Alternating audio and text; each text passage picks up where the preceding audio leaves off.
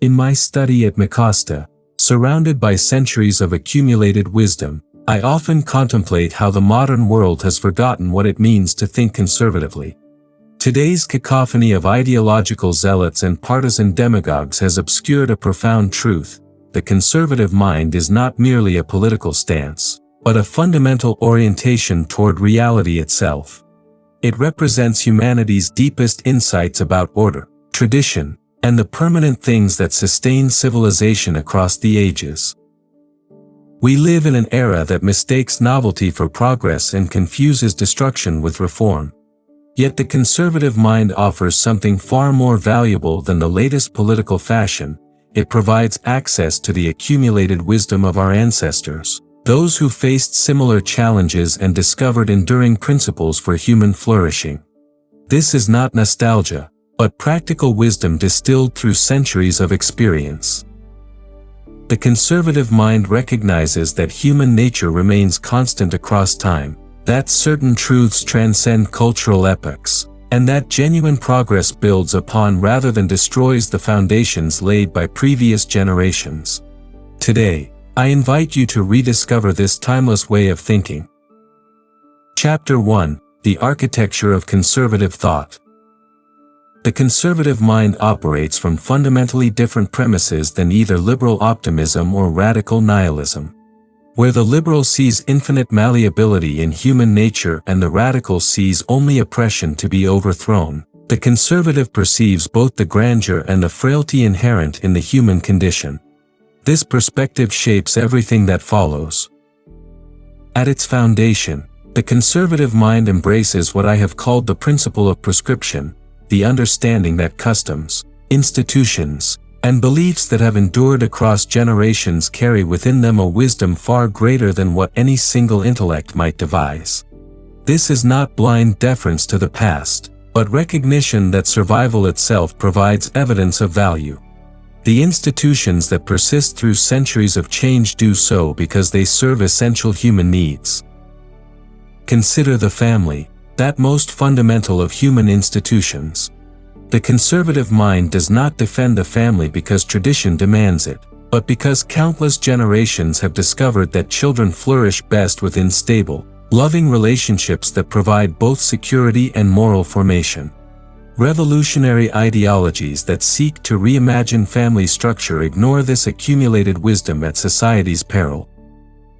The conservative mind also embraces what Burke called the democracy of the dead, the notion that the living constitute only a small portion of humanity, and that we owe reverence to the wisdom of those who came before us. This is not ancestor worship, but humility before the vastness of human experience. Each generation builds upon the foundation laid by its predecessors, and those who arrogantly dismiss this inheritance inevitably find themselves constructing on sand. Furthermore, the conservative mind recognizes the centrality of moral imagination in shaping human character and social order. Unlike the calculating reason prized by Enlightenment thinking, moral imagination grasps truth through symbol, story, and example. It understands that humans are moved more by noble examples than by abstract arguments, more by beautiful traditions than by logical demonstrations. This is why great literature, art, and ritual remain essential to any healthy society. They form the imaginative faculty through which we apprehend moral truth. Chapter 2: Order as the Foundation of Freedom. The conservative mind grasps a paradox that escapes both libertarian individualists and socialist collectivists. Genuine freedom requires order, and lasting order must accommodate legitimate freedom. This is not the artificial order imposed by revolutionary regimes, but what Burke called the natural aristocracy of virtue and talent that emerges organically within healthy societies. True order begins with the recognition that human beings are not isolated atoms but social creatures who find their fulfillment within relationships and communities. The conservative mind therefore rejects both the radical individualism that sees all social bonds as oppressive and the totalitarian collectivism that dissolves individual dignity into mass uniformity.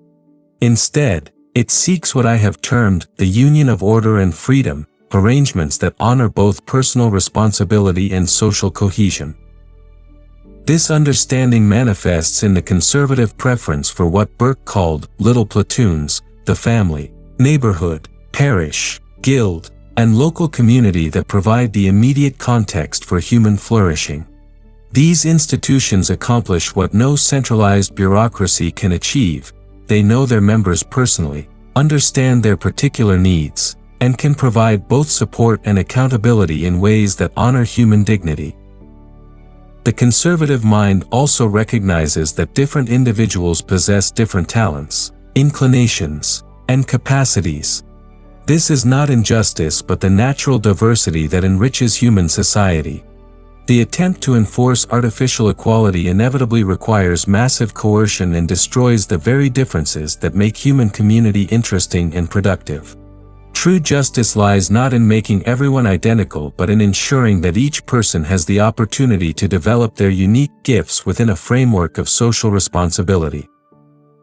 Moreover, the conservative mind understands that lasting order must be rooted in transcendent principles rather than mere human will. When societies abandon belief in objective moral truth and reduce all questions to matters of power or preference, they lose the foundation necessary for genuine justice.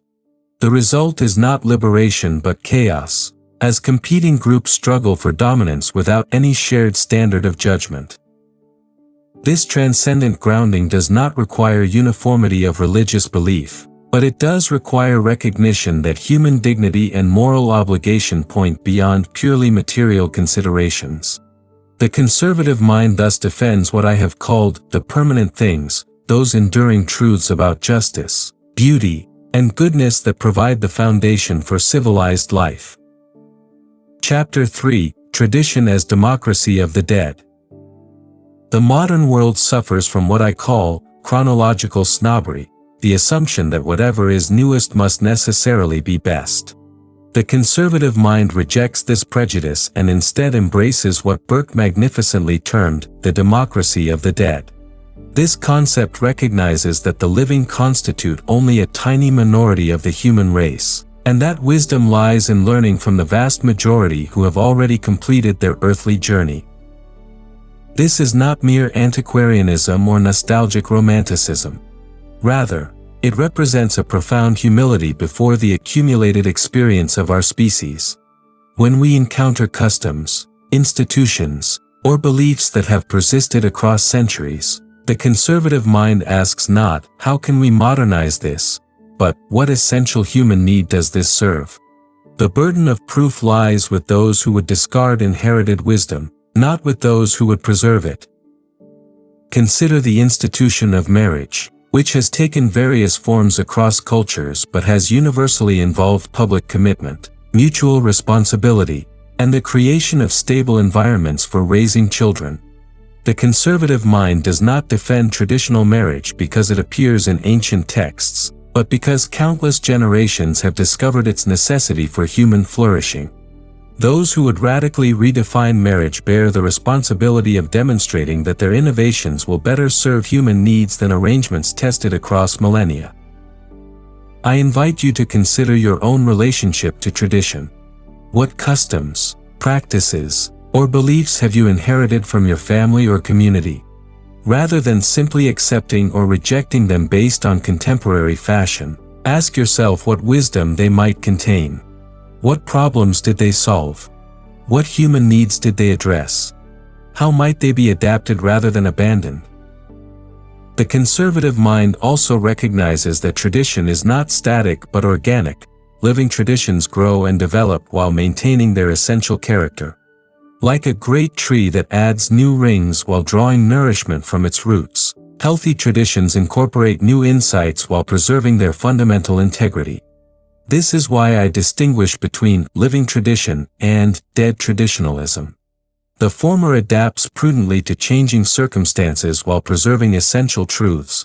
The latter merely repeats forms while losing their animating spirit.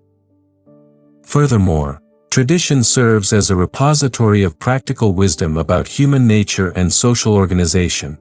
Our ancestors were not primitives stumbling through darkness but intelligent beings who faced challenges similar to our own. Their solutions, refined through generations of trial and error, often prove more durable than the untested theories of contemporary intellectuals. Chapter 4: The Transcendent Order and Human Dignity. The conservative mind recognizes that human beings cannot create their own meaning from nothing, but must discover their place within a larger order that transcends individual preference and cultural convention. This transcendent order provides the foundation for human dignity, moral obligation, and genuine progress. Without it, society inevitably descends into nihilistic relativism or totalitarian control. This transcendent dimension need not require specific theological commitments, though it historically has found its fullest expression in religious traditions. What matters is the recognition that human life possesses inherent dignity and purpose that cannot be reduced to material utility or subjective preference. When societies lose this dimension, they lose the foundation for justice itself, as competing groups struggle for power without any shared standard of judgment. The conservative mind therefore defends what I have called the permanent things, those enduring truths about beauty, justice, and goodness that provide orientation for human life across cultural and historical boundaries. These are not arbitrary impositions but discoveries about the nature of reality itself. They represent humanity's deepest insights about what makes life worth living and what obligations we owe to one another. Consider the principle of human dignity, which undergirds all genuine claims about rights and justice. The secular materialist cannot explain why human beings deserve special consideration. If we are merely sophisticated animals, why should we not be treated as such? Only the recognition that humans participate in a transcendent order provides adequate foundation for the dignity we rightly claim. This transcendent grounding also explains why the conservative mind rejects both radical individualism and totalitarian collectivism. Individuals possess dignity not because they create their own values but because they participate in an order greater than themselves. Communities deserve respect not because they represent collective will but because they embody accumulated wisdom about human flourishing. The conservative mind thus embraces what Burke called the moral imagination, the capacity to perceive transcendent truth through symbol, story, and ritual rather than merely abstract reasoning. This imaginative faculty grasps truths that pure logic cannot reach and provides the motivational power necessary for moral action. People are moved more by noble examples than by philosophical arguments, more by beautiful traditions than by utilitarian calculations. Moreover, the transcendent order provides hope for genuine progress, understood not as the endless accumulation of material goods or technological power, but as the gradual conformity of human arrangements to eternal standards of justice and beauty. This progress may be slow and often imperceptible, but it possesses the solidity that comes from building upon permanent foundations rather than shifting sand. Chapter 5: Natural Diversity Against Artificial Equality. The conservative mind embraces what I call equality in inequality, the recognition that human beings, while possessing equal dignity as persons, differ dramatically in talents, interests, and capacities. This natural diversity enriches society and provides the specialization necessary for complex civilization. The ideological attempt to enforce artificial equality not only fails but destroys the very differences that make human community vibrant and productive. This principle appears throughout the natural order. In a healthy forest, different species of trees occupy different ecological niches, some reaching toward sunlight, others providing ground cover, still others fixing nitrogen in the soil. The attempt to make all trees identical in height and function would destroy the ecosystem itself. Similarly, human society flourishes when individuals develop their unique gifts within a framework of mutual responsibility and cooperation.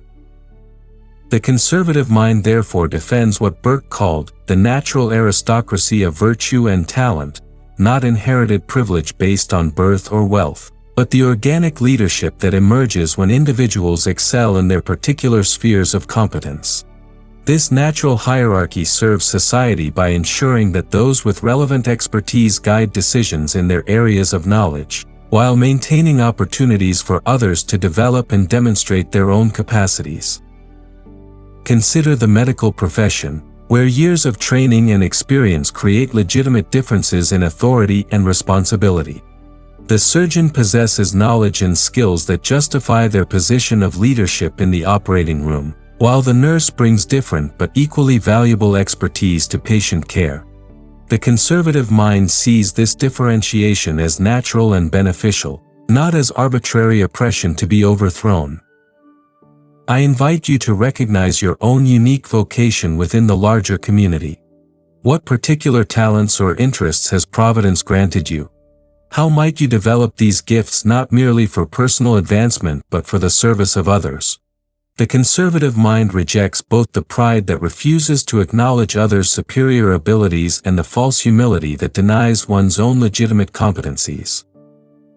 Furthermore, the conservative mind understands that forced leveling inevitably requires massive coercion and produces not genuine equality but uniformity enforced by those who claim to speak for the oppressed. Revolutionary movements that promise to eliminate all differences ultimately create new forms of tyranny more absolute than what they replaced. The Soviet experiment demonstrated conclusively that the attempt to create artificial equality destroys both individual freedom and economic prosperity. This does not mean accepting unjust discrimination or inherited privilege that prevents individuals from developing their capacities. The conservative mind supports what we might call equality of opportunity within a framework that recognizes natural differences in ability and inclination. True justice lies not in making everyone identical but in ensuring that artificial barriers do not prevent individuals from realizing their potential. The conservative mind also recognizes that natural differences create opportunities for mutual service and cooperation. In marriage, for instance, men and women bring different but complementary qualities that enrich their union and provide children with diverse models of human excellence. The attempt to eliminate these differences impoverishes rather than liberates human relationships. Chapter 6: Prudence against Ideological Radicalism. The conservative mind embraces what I consider the supreme political virtue, prudence. This practical wisdom recognizes that human institutions, like human beings themselves, are complex and fragile creations that require careful tending rather than radical reconstruction. Prudence distinguishes between necessary reforms that strengthen existing arrangements and revolutionary changes that destroy the foundations of social order. Prudent politics begins with humility about human knowledge and capacity. No individual or generation possesses sufficient wisdom to redesign society from scratch, yet this is precisely what ideological movements attempt. Whether Jacobin, Marxist, or contemporary progressive, these movements share the fatal assumption that human reason can construct perfect institutions if only traditional constraints are swept away. The conservative mind rejects this hubris and instead embraces what Burke called the method of nature, gradual, organic change that preserves essential functions while adapting to new circumstances. Like a skilled gardener who prunes diseased branches while protecting the tree's root system, prudent reform strengthens institutions by removing corruptions while maintaining their fundamental character. Consider the American constitutional system, which has endured for over 2 centuries not because it was perfect from the beginning but because it provided mechanisms for gradual improvement while protecting essential structures. The amendment process allows for necessary changes while requiring broad consensus, thus preventing temporary majorities from destroying the framework that protects minority rights. The conservative mind also recognizes the difference between abstract theory and practical experience. Ideological movements often begin with compelling critiques of existing arrangements but fail when they attempt to implement their visions. The French Revolution demonstrated how quickly the pursuit of abstract equality could degenerate into mass murder, while the Russian Revolution showed how the promise of worker liberation could produce unprecedented tyranny. This is not to say that the conservative mind opposes all change. Indeed, The refusal to make necessary adaptations often leads to revolutionary upheavals that destroy everything. Rather, it insists that changes be tested gradually, that their effects be carefully monitored, and that successful innovations be preserved while failed experiments are abandoned. Prudence also requires understanding what Burke called the circumstances that shape political possibilities. Abstract principles must be applied with sensitivity to particular historical and cultural contexts. What works in one society may fail catastrophically in another, not because the principles are wrong but because the circumstances differ. This is why the conservative mind distrusts universal solutions and prefers local adaptation. Furthermore, prudent politics recognizes that even beneficial changes involve costs and trade-offs. The ideological mind sees only the anticipated benefits of its proposals, while the conservative mind considers potential unintended consequences. Every policy intervention creates new problems even as it solves old ones, and wise statesmanship weighs these effects carefully before acting.